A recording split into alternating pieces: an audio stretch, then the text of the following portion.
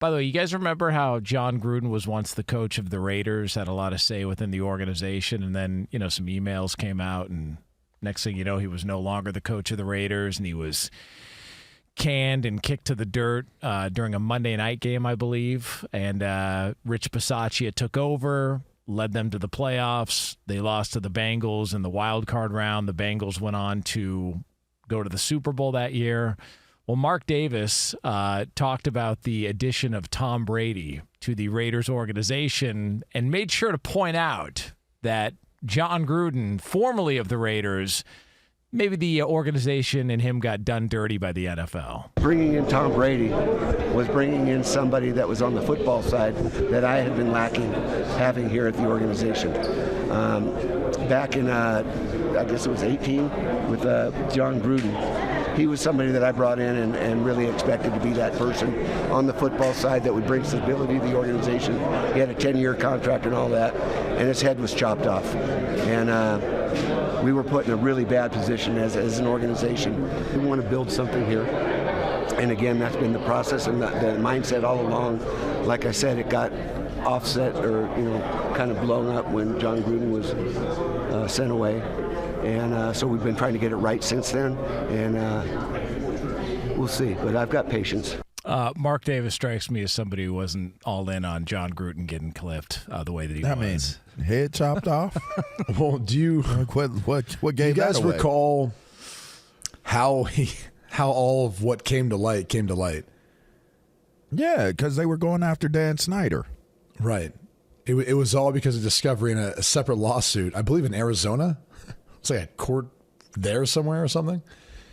I mean, that's the crazy thing is it was brought to light, and it feels like someone maybe had a bone to pick, and that's why they wanted to go about doing that.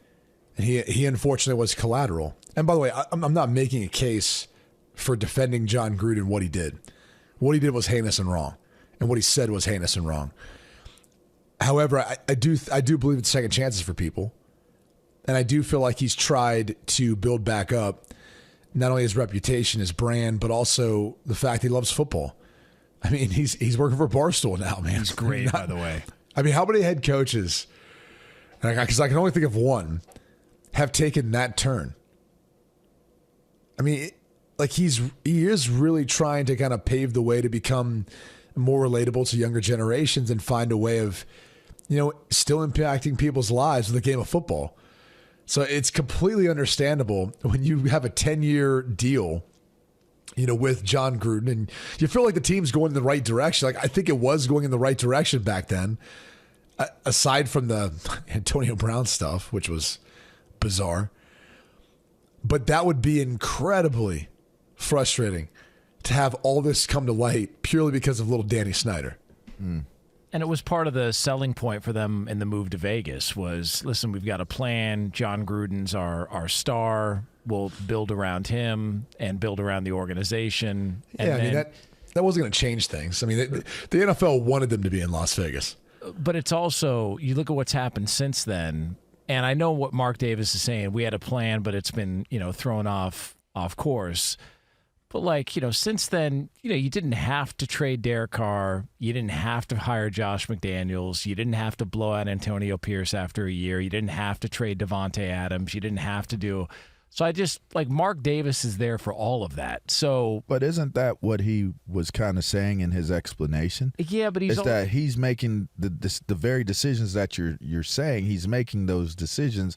And he doesn't have somebody that understands it the way that he would like for them to understand it. But I think you're making his point. You're further making his point. But his point is, we were, look what happened to us back in 2021. Fair. Totally fair.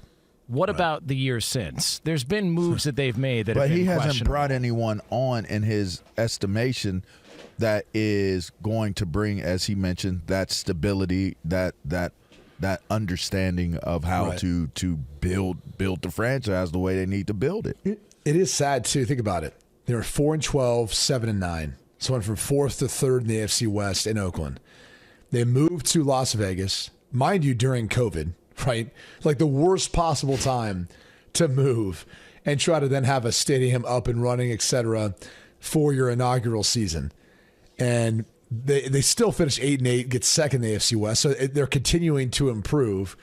And I believe he resigned after 5 games. They were like 3-2 at that point. It was early, but arguably it could have been their best season in 2021. So it's just, I'm sure it's frustrating for Mark Davis to look back and think what could have been. I mean, 4 years later, by now, maybe they're not sitting as the cellar dweller to the AFC West. And maybe they're looked at it completely different. Maybe Devontae Adams is still there, Max Crosby, all these, great players. Maybe they're not frustrated with the situation and want to stay there and play for him. Yeah, they've blown out 2 coaches, 2 GMs since then, and also, and this is not a shot at Tom Brady, but he's assuming that Tom Brady's going to have the plan in place to be able to guide the organization. Like what experience at that level does Brady have that you would just assume that, he's the great fix-all for John Gruden? I'm sure they've had enough sit-down conversations where he feels at ease about that. Listen, experience, there is no substitution for experience in terms of being in the seat.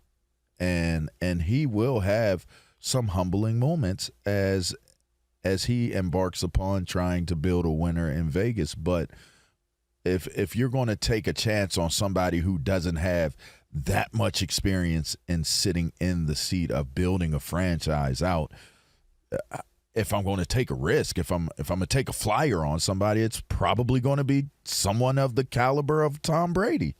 He's earned that. He's earned that right. And I've always felt as though guys that play at a high caliber and a high level, and that high level extends beyond just being a player. A guy like Drew Brees or like a Peyton Manning, those types of guys. When you see that high level of thought and the understanding of how that's connected to the front office and just the decision makers that are not a part of the players, the personnel players, I think you have to have the conversations with them, but I think you find a level of comfort in knowing that, okay, he speaks the language. He understands what he's saying.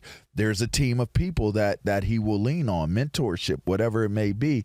You don't get to where they've gotten to without having a strong group of people surrounding you in terms of the decisions that you're going to make. So it's not just Tom Brady alone, and I think people should understand that. It's not going to be Tom Brady solely and by himself alone builds this amazing franchise in the Las Vegas Raiders. He's going to have a lot of assistance from people who do have that experience and that he probably knows and has trusted for years, and they've built that rapport.